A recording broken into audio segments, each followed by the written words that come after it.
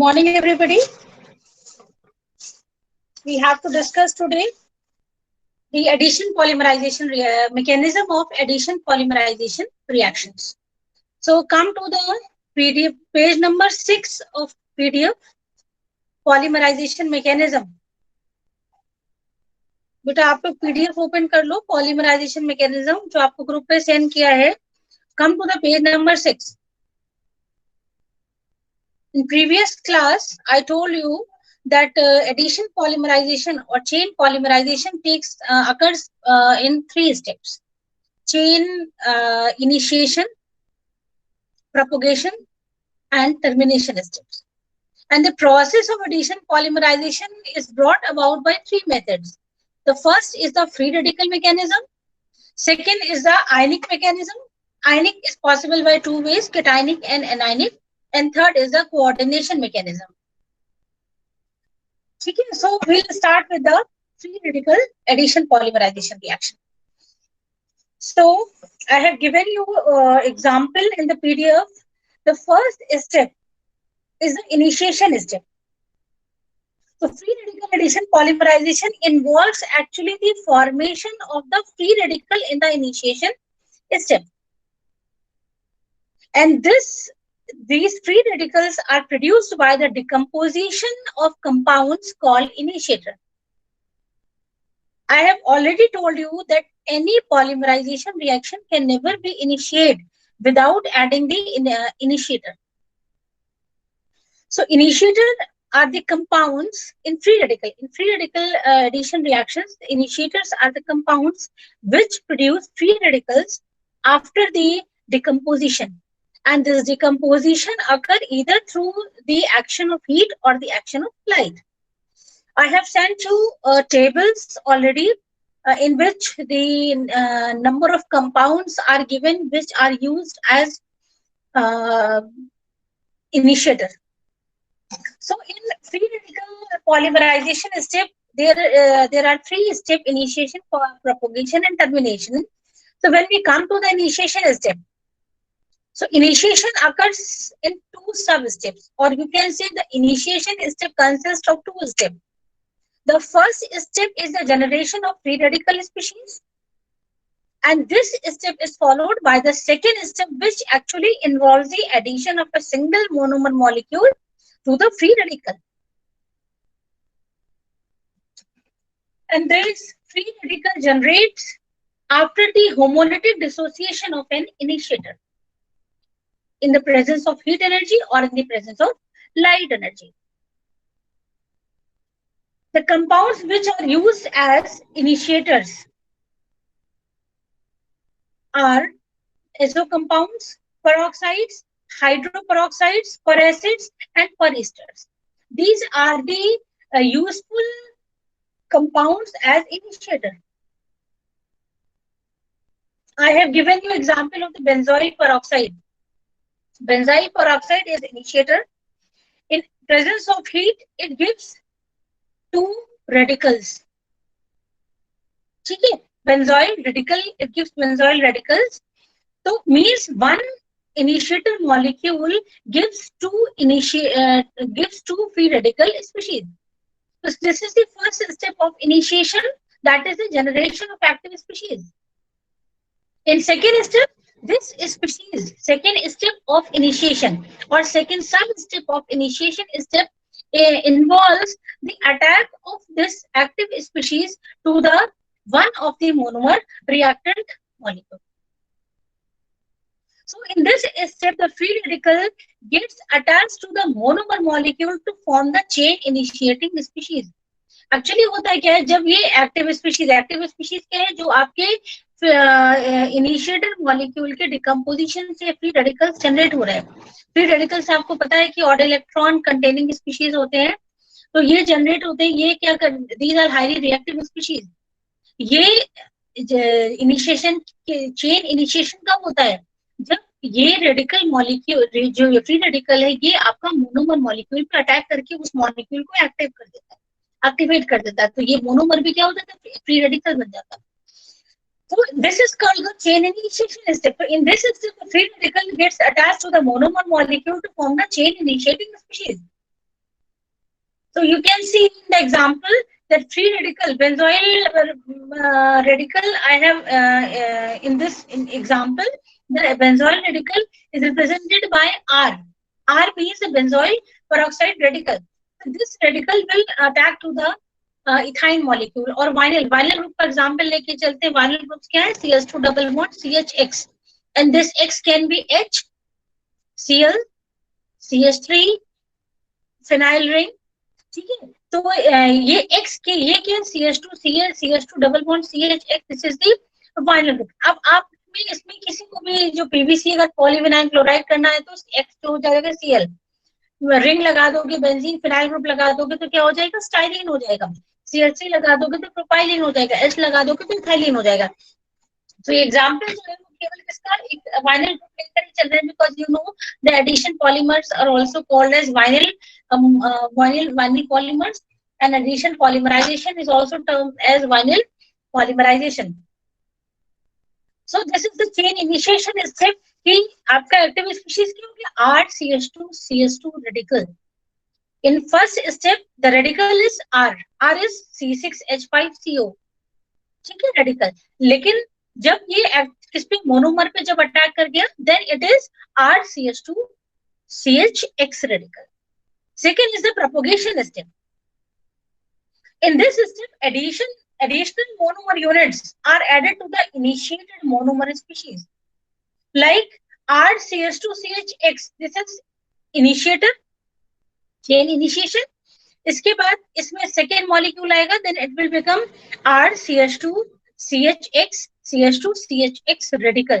Then third monomer will come, it will become R-CH2CHX, CH2CHX, CH2CHX radical. So by this way, the chain will propagate. A long chain polymer will be formed. So the propagation step involves a continuous attack on fresh monomer, which in turn keeps successively adding to the growing chain one after another. So this process will continue. All the monomer reactive species will come and join to the this long chain polymer, and by this way the all monomer units will consume. देखिए, जैसे ही chain initiation, जैसे ही आपका initiator का decomposition होता है तो number of free radicals generate हो जाते हैं. ऐसा तो है नहीं कि एक मॉलिक्यूल ब्रेक होगा तो एक रेडिकल जनरेट होगा.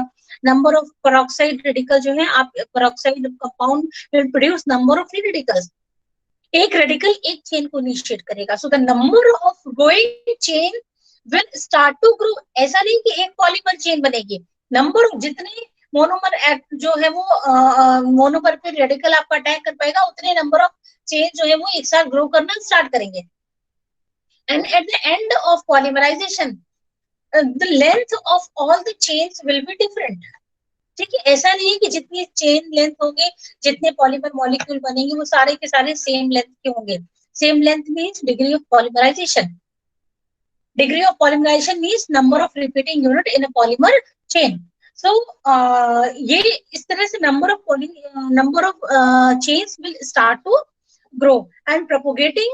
कब तक propagate करेंगे? जब तक कि आप इस रिएक्शन को टर्मिनेट नहीं करते हो या फिर आप ये सारे के सारे मोनोमर स्पीशीज जो है वो कंज्यूम नहीं हो जाते, तब तक process will continue. Now come to the third step, that is a termination step.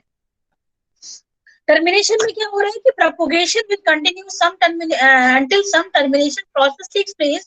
The propagating monomer chain is terminated by any of the following reactions.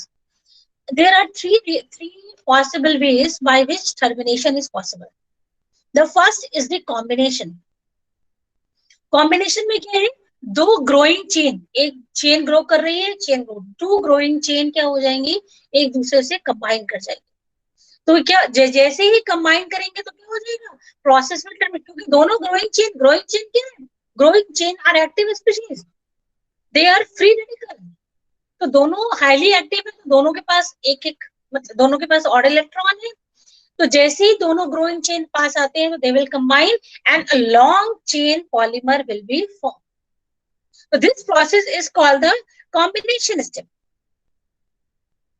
क्योंकि एक आपको क्या पता है कि ऐसा तो नहीं एक चेन ग्रो कर रही है जब simultaneously number of chains are growing, तो यही जो चेन्स है जब दो different chain comes to close together and they form a bond. तो ये देखिए एग्जांपल इज गिवन यहाँ पर बाय कॉम्बिनेशन में जो है वो दो चेन है आपकी polymer chain, one is containing n number of n1 number of reactive monomer units means the n1 degree of polymerization, and second is the n2 number of monomer species.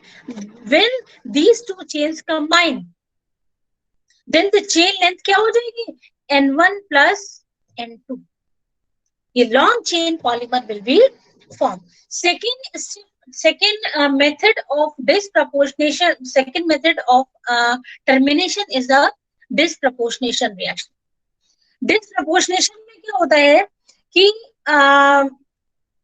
जो hydrogen होता है, one hydrogen atom from one growing chain is extracted by the other growing chain. दो chain simultaneously grow कर रहे हैं, एक chain में से हाइड्रोजन एक्सट्रैक्ट करके कहाँ जाएगा, सेकेंड चेन पे आ जाएगा।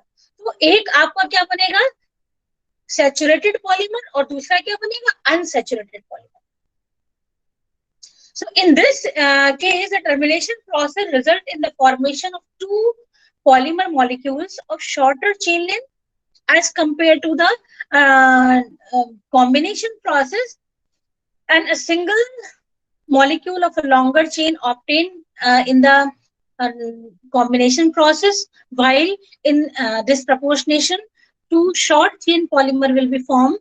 One will be saturated and another will be unsaturated. So you can see in the example, the one chain is containing N1 length, second chain is containing N2 length.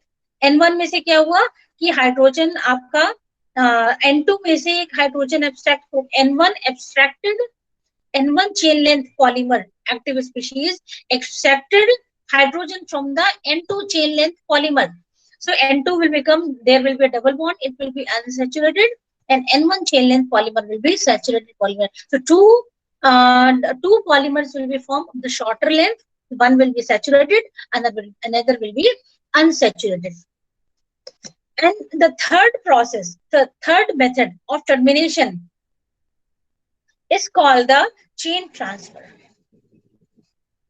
Chain transfer कैसे, chain transfer by hydrogen abstraction from solvent molecule. ठीक है, देखिए दोनों में जो first method था उसमें combination हो गया, डिसप्रपोर्शनेशन में एब्स्ट्रैक्शन किसका, हाइड्रोजन का, एक चेन पॉलीमर चेन जो है वो दूसरी पॉलीमर चेन में से हाइड्रोजन को एब्स्ट्रैक्ट करेगी। अब इसके बाद तीसरा प्रोसेस क्या, इसमें क्या होता है, शॉर्ट लेंथ पॉलीमर बनता है। तीसरा प्रोसेस क्या हो सकता है कि एक कोई सॉल्वेंट हम ऐड करते, सॉल्वेंट जिसमें पॉलीमराइजेशन प्रोसेस चल रहा है, ठीक है, वो सॉल्वेंट में से क्या होता है, वो जो पॉलीमर चेन है सॉल्वेंट में से हाइड्रोजन को एब्स्ट्रैक्ट करके, तो इसके लिए बहुत सारे इनहिबिटर्स या चेन पॉलीमराइजेशन क्वेंचर्स या इनहिबिटर्स यूज किए जाते हैं। इनहिबिटर क्या होते हैं, जो रिएक्शन को इनहिबिट कर देते हैं, स्टॉप कर देते हैं, टर्मिनेशन प्रोसेस के लिए यूज किए जाते हैं। तो जैसे थायो अल्कोहल, यहाँ पे you can see the example कि thio alcohol is taken as solvent, तो ये थायो अल्कोहल का H जो है, this H is abstracted by the polymer molecule and जो आपका long chain linear long chain polymer will be form. So there are three ways of the termination. One is the combination. Combination में two growing chain will come together. These both chains are active species. So a long chain polymer will be formed because there will be bond formation between two polymer chains. Second is that disproportionation, in which abstraction from one chain by the another chain, abstraction of hydrogen from one chain by the another chain. So one short chain polymer will be formed, two short chain polymer will be formed. One will be saturated compound, another will be unsaturated compound, and third is the chain transfer. Chain transfer में hydrogen abstraction takes place from the solvent molecule. तो some इसके inhibition, इसके लिए जो है some inhibitors are actually used. Solvent इसमें जो use करे जाते हैं वो कौन से होते हैं, inhibitors. So इसको चेन ट्रांसफर क्यों बोलते हैं? Because in this reaction the only original growing chain is terminated, whereas a new chain gets initiated by the solvent free radical. So you can see in the example, the hydrogen is abstracted from H, is thiosolvent. Hydrogen is abstracted from the thiosolvent molecule. So S, जो sulfur radical is free. तो अब जो दूसरा polymer molecule है उसकी chain किससे initiate हुई? दूसरा मोनोमर जो है वो that will start initiation with the solvent radical. इस रेडिकल के साथ जो है आपका chain will be initiated. That's why it is called chain transfer. जो चेन लेंथ ग्रो कर रही थी वो एक एक्टिव स्पीशीज को छोड़ के दूसरी एक्टिव स्पीशीज के साथ chain will start to grow. What are the inhibitors? There are certain chemical compounds which are capable of inhibiting or completely stopping the chain growth process. These radicals, these compounds are called as radical inhibitors. Examples are phenolic compounds are widely used as inhibitors.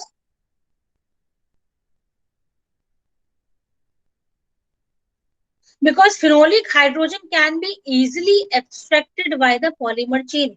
कोई भी compound जिसमें से easily hydrogen abstraction is possible by the polymer chain will behave like an inhibitor. Most oftenly used inhibitor is the hydroquinone.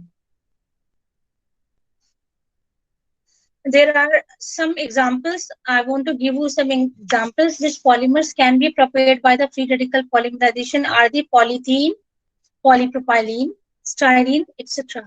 These polymers can be prepared by the free radical polymerization.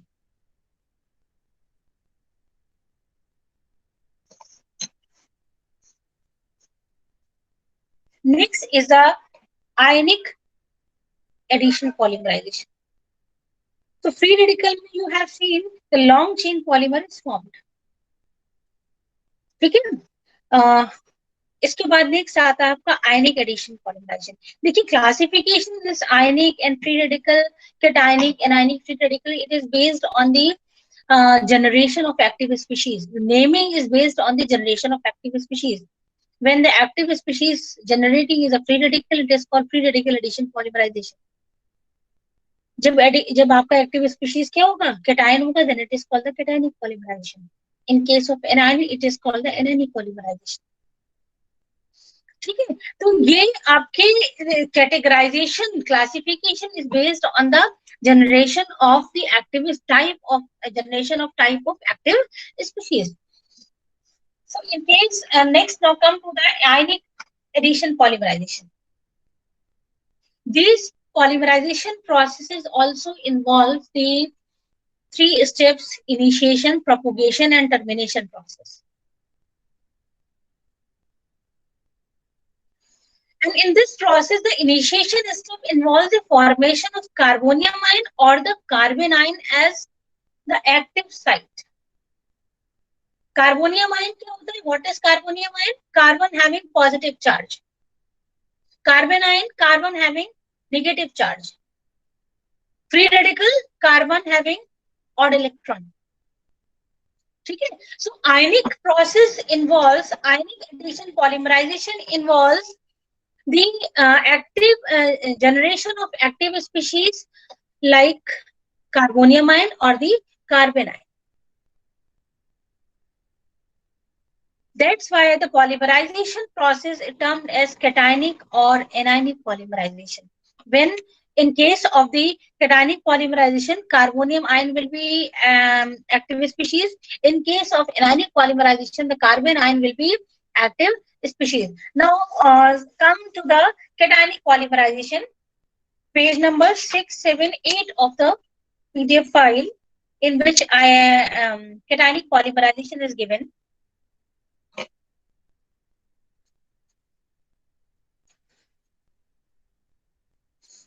देखिए you have seen in free radical polymerization कि जो active free radical है वो that is attached to the polymer at the end of reaction throughout the polymerization process and at the end of the formation of polymerization polymer.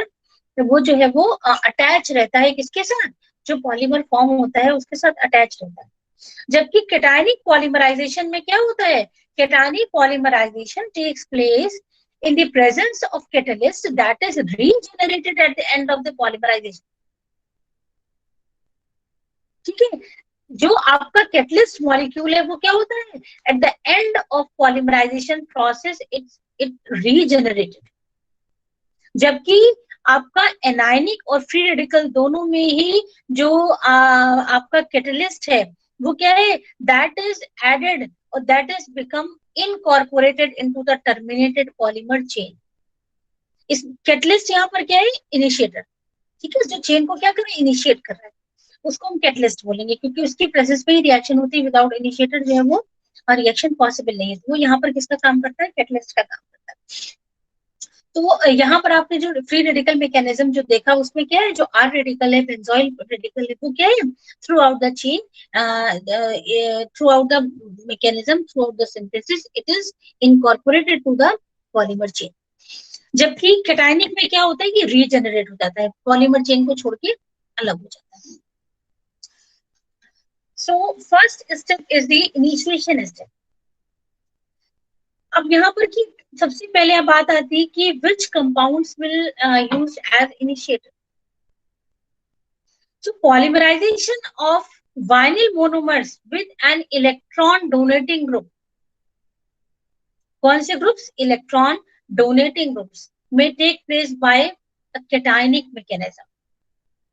Electron donating group कौन से, ethoxy C2H5, methoxy OCH3, phenyl C6H5. These are the electron donating group.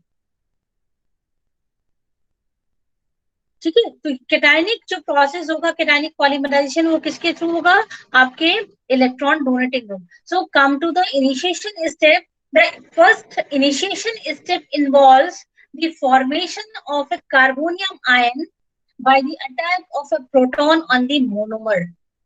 Monomer पे क्या करेगा, proton attack करेगा, क्योंकि monomer पे जब proton attack करेगा तब क्या होगा, आपका जो है वो cationic carbonium ion will be form.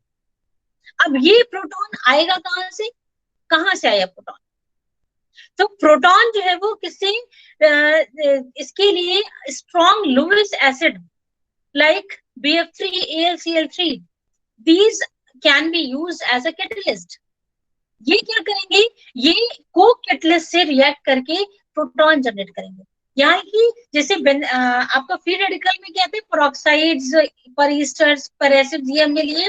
जो सिंपल होमोलिटिक क्या होगा, डिसोसिएशन, होमोलिटिक डिसोसिएशन होकर के आपके फ्री रेडिकल जनरेट करेंगे। लेकिन यहाँ पर एक्टिव स्पीशीज को जनरेट करने के लिए there is a requirement of catalyst and co catalyst.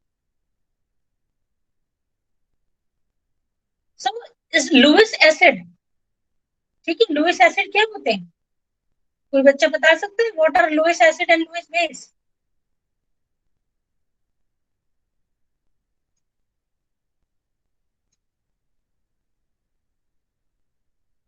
बोलो बेटा, Anushka.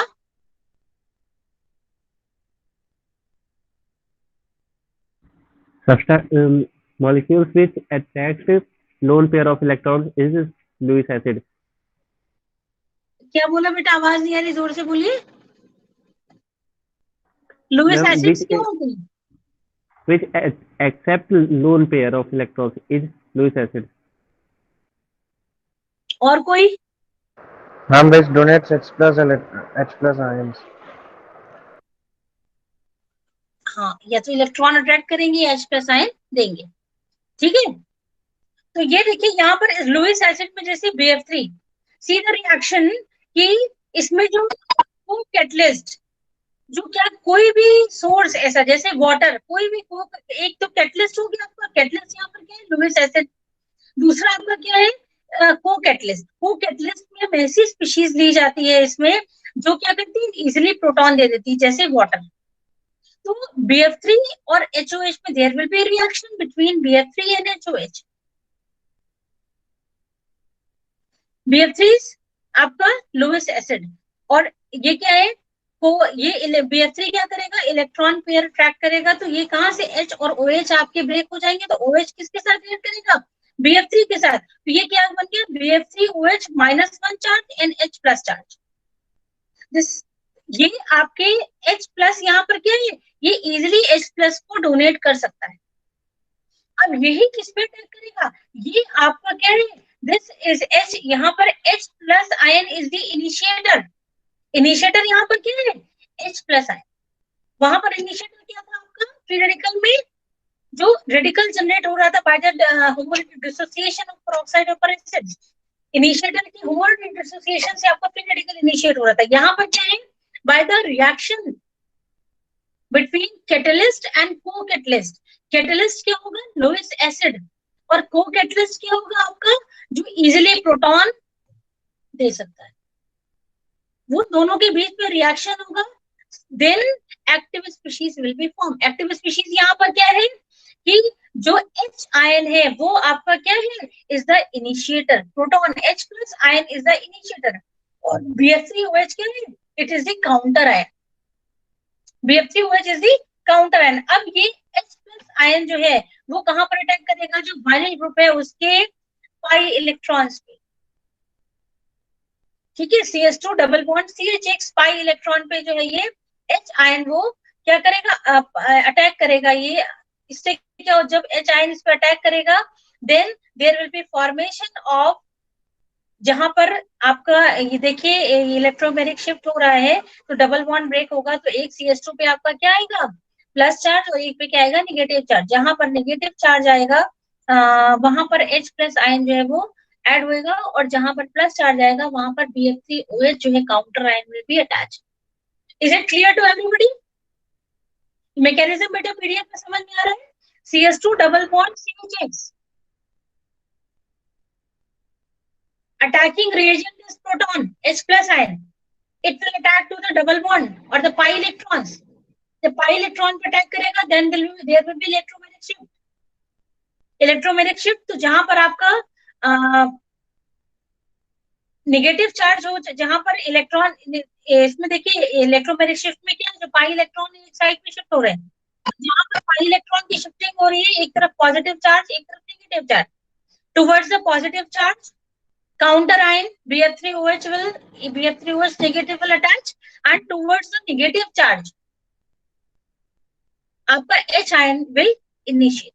So the carbonium ion CH3 CH having the positive charge, the carbonium ion is generated. This is called the initiation step.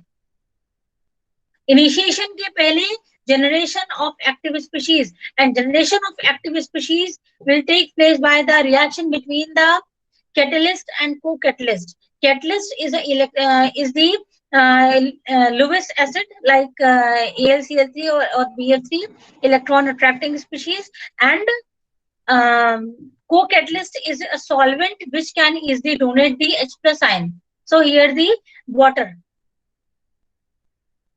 For the generation of active species, there is a reaction between co-catalyst and catalyst. It will generate H plus ion, and the rest जो negative ion है that will be attached as a counter ion. So counter ion जो वो attached रहेगा, but this H ion will attack to the monomer species in initiation step, chain initiation step. This H plus ion will attack to the monomer species to form the carbonium ion. और जो counter ion है BF3OH ये आपका attach रहेगा eight the end of reaction, ये अपना H ion लेके क्या करेगा, बाहर हो जाएगा। ठीक है, ये भी हम लोग देखेंगे। इसके प्रोपोगेशन स्टेप है, ये देखिए फर्स्ट इनिशिएशन स्टेप आपका हो गया कि जो मोनोमर है उस पे कार्बोनियम आयन जनरेट हो गया। इसके बाद प्रोपोगेशन स्टेप में second monomer species will come to this CH2 double bond X. Again there is attack over the pi electron, so electromagnetic shift will occur. जहां पर CH2 डबल बॉन्ड है, CH2 species पे जो है आपका electron shift होगा, electron shifting हो रही है तो नेगेटिव चार्ज आएगा, it will attach to the carbonium ion.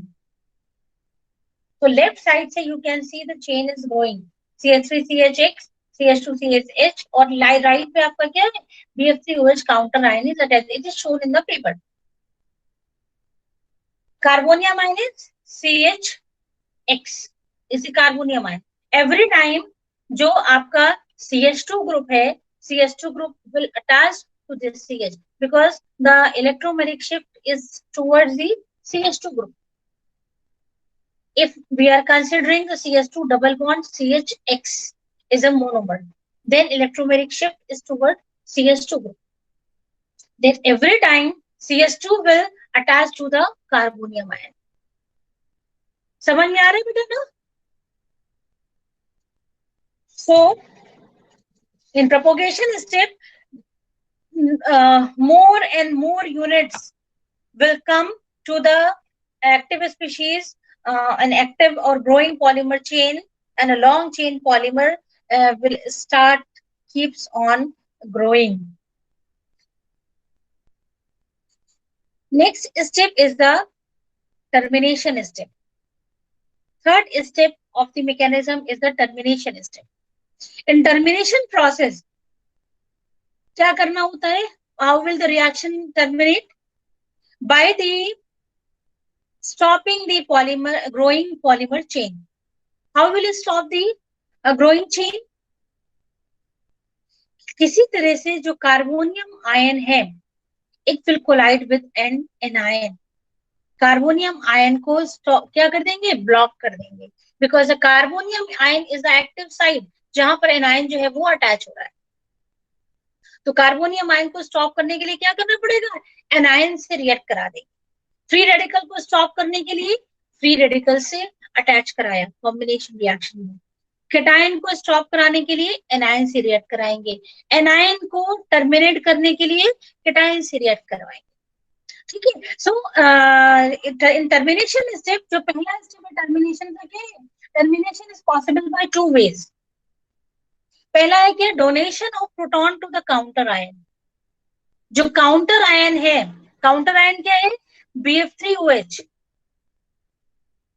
उसको donation of proton to the counter ion by the growing polymer chain. जो ग्रोइंग पॉलीमर चेन है वो काउंटर आयन को अगर क्या दे देगा? H आयन दे देगा. तो BF3OH H आयन लेकर के ये BF3 प्लस HOH में हो जाएगा and the growing chain will stop. यानी कि ये पॉलीमर चेन से क्या करना है? Abstraction of hydrogen. ठीक है. Abstraction of proton from the growing polymer chain. So you can see in the first termination process कि जैसे ही CH(X) में से हाइड्रोजन, किस में से? CHX CH2H, CH2 में से एक हाइड्रोजन एब्स्ट्रैक्ट होगा, then there will be formation of CH double bond CHX.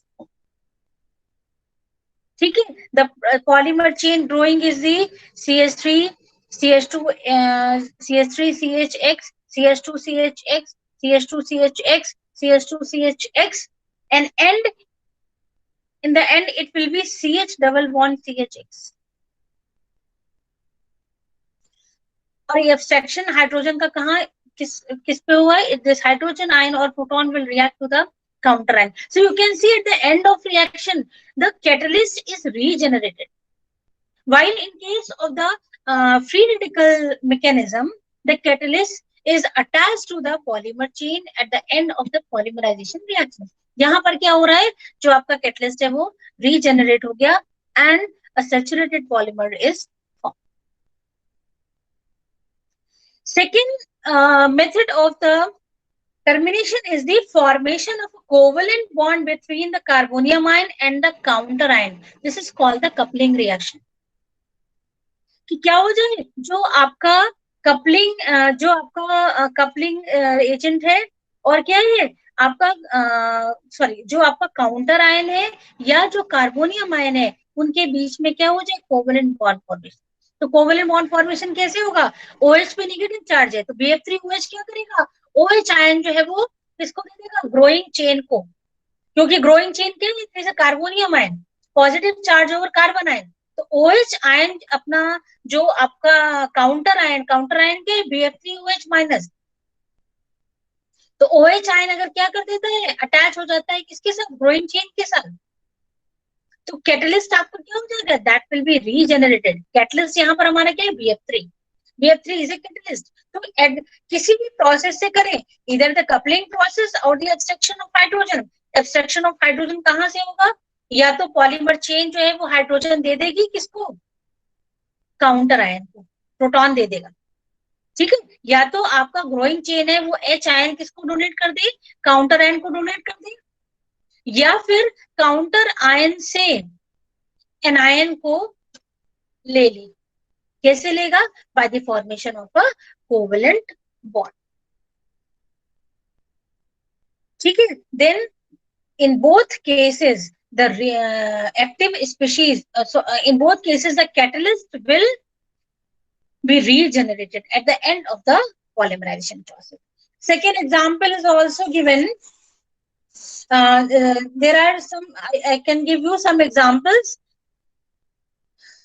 of some monomers which can undergo the cationic polymerization. These are like the isobutylene, styrene, methylstyrene, and vinyl ethers, etc. This cationic polymerization proceeds at a very fast rate even at low temperature. ठीक है, जैसे कि polymerization of isobutylene is completed within a few seconds at -100 degrees Celsius. जो आपका cationic polymerization, it is actually very fast process and completes in few seconds or completes in very less time at low temperatures. So I want to give you some work. Note down. You have to post me a cationic polymerization of styrene in presence of the styrenic chloride SnCl4 as a catalyst. ठीक है, example दिया भी हुआ है आपको, इसको करके आप मुझे पोस्ट करोगे ग्रुप पे कि जो है पॉलीस्टाइरीन जो है वो कैसे फॉर्म होता है, polymerization of styrene. Styrene is CH2 double bond C6H5। हमेशा याद रखना, जो चेन ग्रो करेगी वो कहाँ से करेगी, double CH2 double bond C, जो C ग्रुप है उससे ही ग्रो करेगी चेन हमेशा, ठीक है। तो स्टार्निक क्लोराइड के प्रेजेंस में आप मैकेनिज्म जो है वो इसको पढ़ के समझ के प्रपोज करेंगे। किसी बच्चे को कोई प्रॉब्लम आ रही है then you can discuss me. So this is okay for today. In next class, we'll start with the anionic polymerization and coordination polymerization. Okay.